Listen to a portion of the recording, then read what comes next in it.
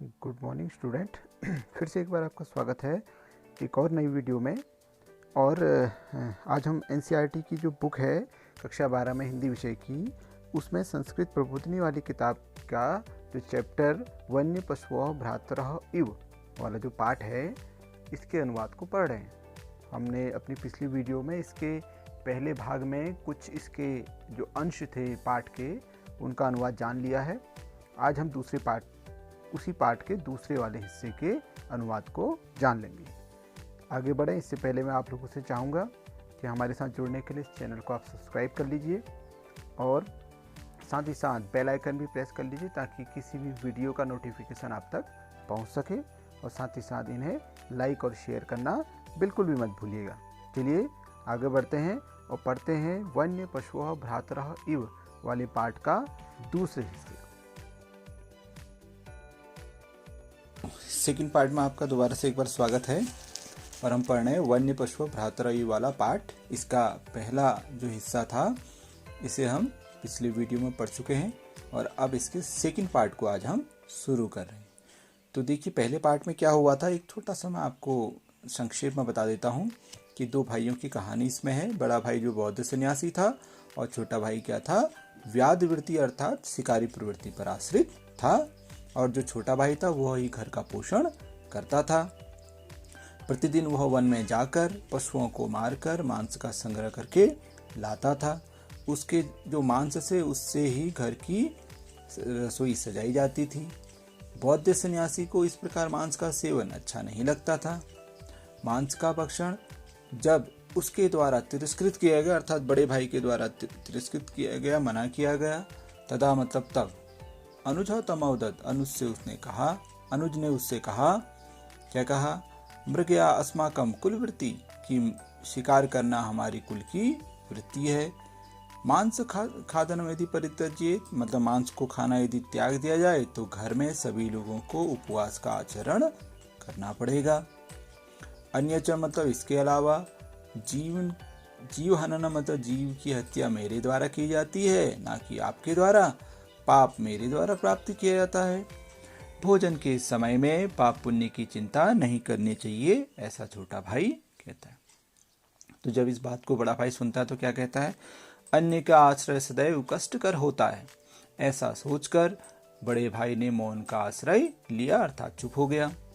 एक बार अनुज मतलब छोटा भाई स्वादिष्ट मांस लेकर आया किंतु उसको खाने से अग्रज मतलब बड़े भाई के पेट में अत्यधिक पीड़ा का अनुभव हुआ।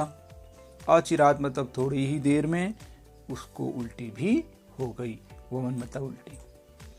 अतः उसने उसी क्षण कि अब मेरे द्वारा मांस भक्षण नहीं किया जाएगा, ऐसा संकल्प लेकर अनुज से कहा कि हे भ्राता, इतः परम अहम, आपसे मैं कभी भी मांस का भक्षण नहीं करूंगा।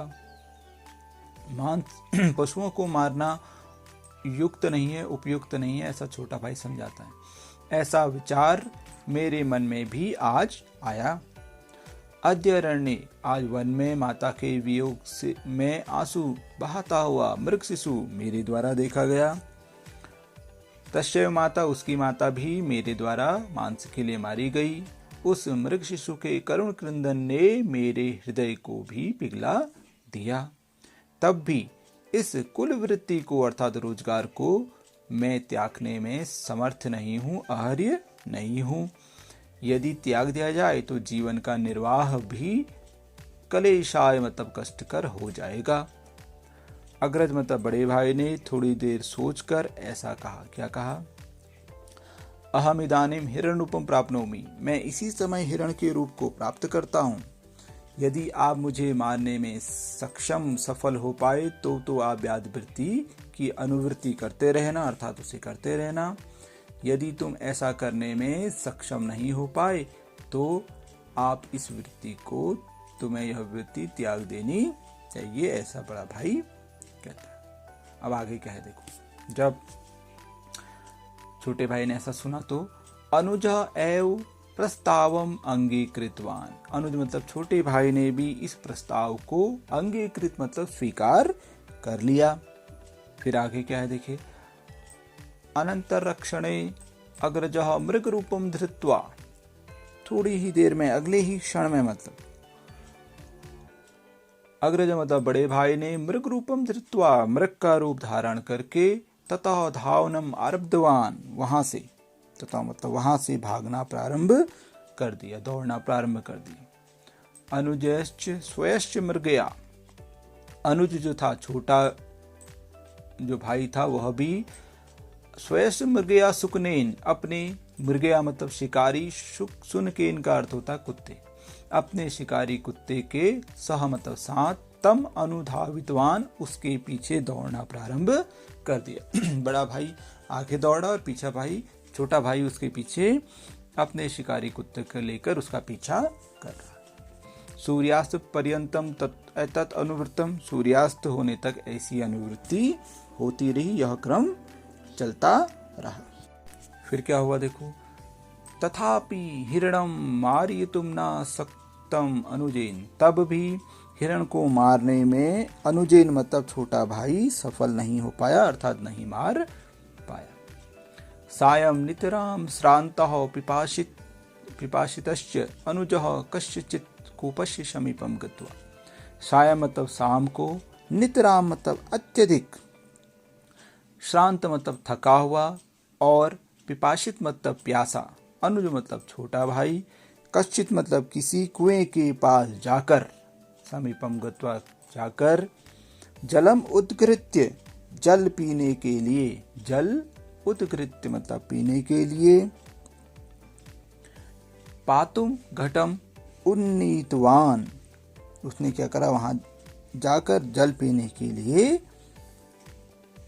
जो कुआं था उसका जो बर्तन था अर्थात घड़ा, उन्नीतवान मतलब उठाया, उसने कुआं से जल निकालने के लिए घड़े को उठाया। किंतु क्या हुआ, किंतु तावत अनति दूरे एव म्लान मुख पिपाशाकुल हिरणः तेन दृष्ट, किंतु तावता मतलब तभी, अनिति दूरे मतलब थोड़ी ही दूर में, अर्थात पास में ही, समीप में ही, एव मतलब ही, म्लान मुख मतलब होता है अत्यधिक थका हुआ, अत्यधिक उदास मुंह वाला, पिपाशाकुल प्यास से व्याकुल, हिरण तेन दृष्टो हिरण उसके द्वारा देखा गया। फिर क्या है, अग्रजाय हिरणाय जलम दातव्यम इति यावत् अनुजः अचिंत्यत, अग्रजाय मतलब बड़े भाई, हिरण के लिए जलम दातव्यम जल देना चाहिए, बड़े भाई हिरण के लिए जल देना चाहिए। यावत अनुजः अचिंत्यत, जब तक छोटे भाई ने ऐसा सोचा, अचिंत्यत मतलब सोचा, विचार किया, तावता तब तक, सहायकः शुनकः, उसका जो सहायक कुत्ता था, छोटे भाई का जो सहायक शिकारी कुत्ता था, भसन मृगदिशी अधावत, भौंकते हुए, भसन मतलब भौंकते हुए, मृगदिशी मृग की दिशा में, अधावत मतलब दौड़ पड़ा अर्थात दौड़ गया। एतस्मात् भीतः हिरणः पिपासितः क्लान्तः च सन एव अनुजः कातरतया पश्यन् ततः अधावत। एतस्मात् मतलब होता है इससे, भीतः मतलब डरा हुआ, हिरण के रूप में जो भाई था हिरण, पिपासित मतलब होता है प्यास से व्याकुल, क्लान्तः मतलब थका हुआ,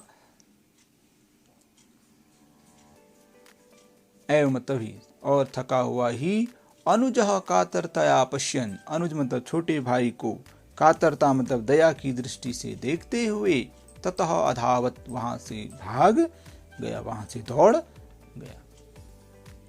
फिर क्या है देखो, आगे लिखा है, नितराम खिन्नः अनुजः धावन गत्वा स्वस्य शुनकं निग्रहम् अग्रजम उद्दिश्य उच्चैः अवदत्। नितराम खिन्नः मतलब अत्यधिक दुखी, अत्यधिक खिन्न मतलब दुखी, अनुज मतलब छोटे भाई ने, धावन मतलब दौड़ कर जाकर, स्वयस्य शुनकम अपने कुत्ते को, निग्रह मतलब पकड़कर, अपने कुत्ते को पकड़कर, अग्रजम उद्देश्य, अग्रज को उद्देश्य करके उच्च अवदत, उच्च स्वर में कहा। बड़े भाई को लक्ष्य करके ऊंचे स्वर में कहा। क्या कहा? भ्रातः, हे भ्राता, कृपया भवान प्रत्यागच्छतु, कृपया आप लौट आइए, वापस आ जाइए। प्रत्यागच्छतु मतलब वापस आ जाइए, लौट आइए। अहम भवताम न हनिष्यामि, मैं तुम्हें नहीं मारूंगा। भवान एव विजयी, आप ही विजयी हुए। अहम पराभूतः अस्मि इति, और मैं पराजय हो गया हूँ, पराजित हो गया हूँ, मैं हार गया हूँ। ऐसा जो छोटा भाई है वो बड़े भाई से कहता है। क्या कहता है? कि मैं आपको नहीं मारूंगा, आप ही विजयी हुए और मैं हार गया हूं, इसलिए आप लौट आइए। फिर आगे क्या है देखिए, आगे वो कहते हैं अनुगृहीतः अस्मि इति वदन् मृगः तत्समीपम् आगत्य। अनुगृहीतः मतलब मैं अनुग्रहित हुआ, उपकृत हुआ। इति वदन् ऐसा कहकर मृगः तत्समीपम् आगत्य, मृग जो था, मृग के रूप में जो बड़ा भाई था, वह उसके समीप आया। और आतृप्ति जलम पीत्वा अवदत्, और तृप्ति होने तक अर्थात पेट भरने तक जल पीकर अवदत् मतलब कहा। भ्रातरः मतलब हे भ्राता, इतः परम अहम मनुष्य रूपम धर्तुम न इच्छामि। इतः मतलब अब से मैं मनुष्य रूपम, मनुष्य के रूप को, धर्तुम मतलब धारण करने की इच्छा नहीं रखता हूं, अर्थात मैं मनुष्य का रूप धारण नहीं करना चाहता हूं। मृग रूपेण एव स्थास्यामि अहम, मृग के रूप में ही मैं रहूंगा, स्थित रहना चाहता हूं। अहम मतलब मैं, स्थास्यामि मतलब स्थित रहना चाहता हूं। फिर कहता है भवादृशा एव मम भ्रातरः भवेयु इति मम अपेक्षा इति, ऐसा कहता है। क्या कहता है? भवादृशा मतलब आपके जैसे, एव मतलब ही, मम भ्रातरः मेरे भाई हों, इति मम अपेक्षा ऐसी मेरी अपेक्षा है। आपके जैसे ही मेरे भाई हों ऐसी मेरी अपेक्षा है। अनुजः तस्मात् दिनात् व्याध वृत्तिं पूर्णतः परित्यक्तवान। अनुज मतलब छोटे भाई ने उस दिन से व्याध वृत्ति मतलब शिकारी प्रवृत्ति को पूर्ण रूप से त्याग दिया। अरण्य स्थान, अरण्य स्थान मतलब वन में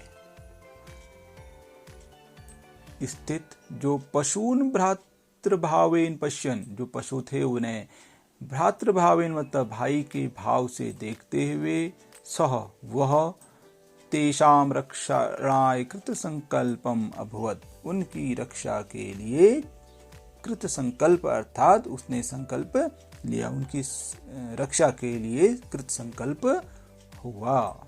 ऐसा तो क्या हुआ था दूसरे भाग में कि जब उसने हिरण का रूप धारण करा और बड़े भाई ने दौड़ना शुरू करा तो छोटे भाई ने मृग का रूप धारण करके उसके साथ दौड़ना, उसके पीछे दौड़ना प्रारंभ किया अपने बड़े भाई के पीछे। तो सूर्यास्त पर्यंत तक ये जो अनुवृत्ति थी ये चलते रही, लेकिन वो उसे मारने में सफल नहीं हो पाया। शाम को एक कुएं के पास जब वो आता है तब उनका शिकारी कुत्ता उसका पीछा करता है, और अंत में जब, और फिर क्या होता है जब वो एक कुएं के पास आता है छोटा भाई जल पीने के लिए, तो बड़ा भाई भी हिरन के रूप में वहां पर आता है। उसे देखकर उसका जो शिकारी कुत्ता था वह उसके पीछे दौड़ता है, हिरन के पीछे दौड़ता है। इससे डर कर हिरन भाग जाता है, और बाद में अत्यधिक जो छोटा भाई होता है वो दुखी होता है और अपने कुत्ते को पकड़ता है और फिर अपने बड़े भाई अर्थात हिरन को उद्देश्य करके कहता है कि आप वापस आ जाइए, मैं आपको नहीं मारूंगा, आप ही विजयी हुए और मैं हार गया। अहम पराभूतः अस्मि अर्थात मैं हार गया।